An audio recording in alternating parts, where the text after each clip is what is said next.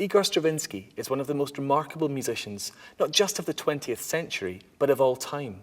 And he's particularly impressive because he actually trained as a lawyer. His big break came at the turn of the 20th century when he received a commission from Serge Diaghilev, who was promoting an ace troupe of dancers in Paris. Diaghilev needed a young Russian composer to create new works for the dancers of the Ballet Russe, and Stravinsky became their golden boy, creating musical masterpieces such as The Firebird and Petrushka. His third commission was for the Rite of Spring, and this has gained the reputation as the most talked about piece of music because of its disastrous first performance. The events of the 23rd of May 1913 are now legendary because a riot broke out during the premiere, and overnight the Rite of Spring became known as the most scandalous piece of music ever written. The fusion of cutting-edge choreography from Nijinsky combined with an adventurous score from Stravinsky proved just to be too much for conservative French audiences. This in turn angered the trendy avant-garde audience and, well, tempers flared. Nigel Simeone explains. People were ripping up the furniture or trying to. They were certainly hitting each other over the head with the programs. They were shouting at each other. They were tearing at each other's clothes. It was an unimaginable thing. And what seems now to have been established is that this was to some extent a bit of spin doctoring by Diaghilev. He wanted a scandal out of this performance, and he got it by the way he sat the students next to the aristocrats and so on, kind of set them off against each other. So the really pro-modern people were right next to the ultra-traditionalists who thought Swan Lake was quite new enough for them when they went for an evening at the ballet. With all that publicity, the Rite of Spring quickly established itself as a 20th century orchestral showpiece of unprecedented imagination and power. And almost 100 years later, it still provides a fresh and exhilarating listening experience. For such complex music, the narrative is very straightforward, though equally as shocking. It tells of an ancient pagan tribe celebrating the coming of spring by having a sacrificial virgin dance herself to death. The ballet divides into two parts. Part one is called the Adoration of the Earth. This is where we meet the tribe, they dance and play games. Part two, the Sacrifice, is where all the gruesome stuff takes place. Stravinsky's score is bursting with musical innovation. Every single component of music was redefined by the Rite of Spring. So let's take a closer look. The first thing you'll notice when attending a live performance of the Rite of Spring is just the sheer size of the orchestra on stage because it requires over 100 players. Stravinsky dramatically increased the size of the woodwind and the brass sections to include more unusual instruments like the alto flute, Wagner tuba and bass trumpet. And in its day, the Rite of Spring was considered to be impossibly difficult. Here's conductor Charles Dutoit. They wrote things which at the time were extremely difficult for the musicians. They are still, but the technique has improved so much. When I think of the beginning of the Rite of Spring, I would have loved to be there in 1913 and hear these French bassoonists with that small playing. That thing must have been quite something. With such a huge orchestra on stage, it's so surprising that Stravinsky chooses to begin with the sound of just one instrument, the bassoon.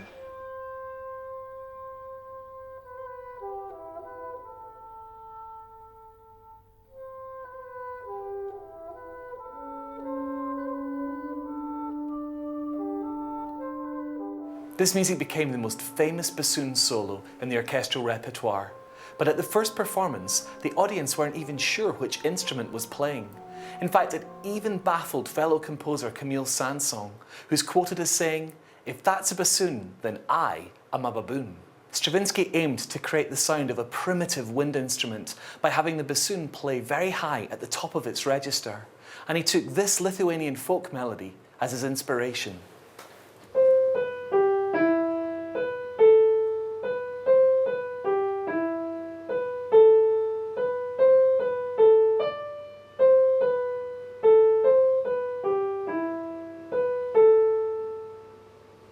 Stravinsky took this melody and he decorated it with extra notes, grace notes, and he twisted it through multiple time signatures so the music sounded completely different, much freer.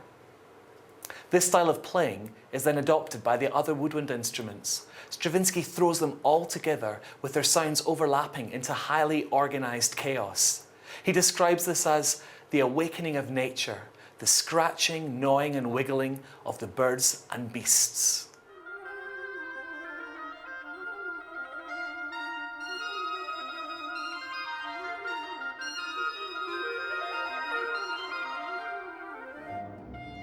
The Rite of Spring is famous for its rhythmical innovations. The original choreography aimed to fuse music and movement together as much as possible.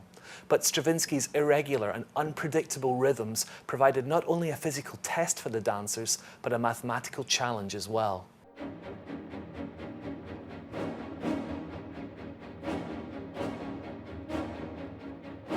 As the score continues, the rhythmical complexity dramatically increases and Stravinsky starts to change time signature almost every bar.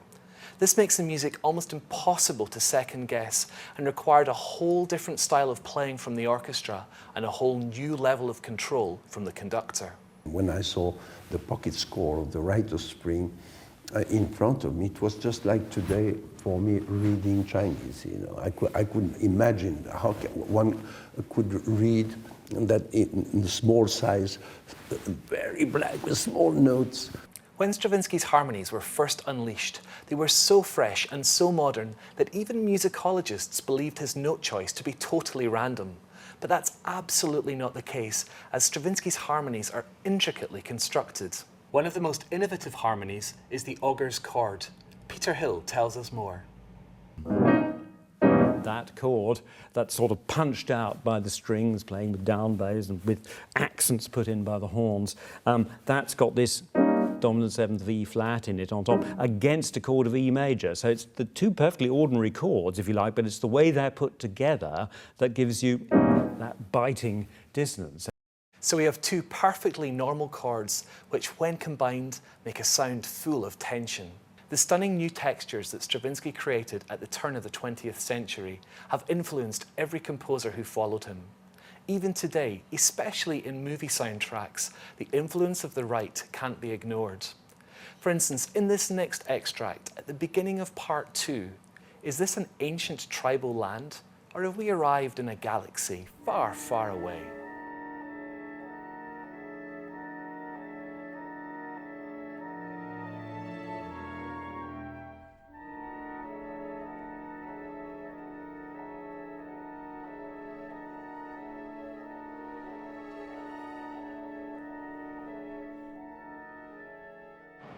For me, the music is most exciting when Stravinsky introduces the sound layer by layer, turning the orchestra almost into a machine. His mechanical rhythms lock together and propel you forward at an exhilarating speed.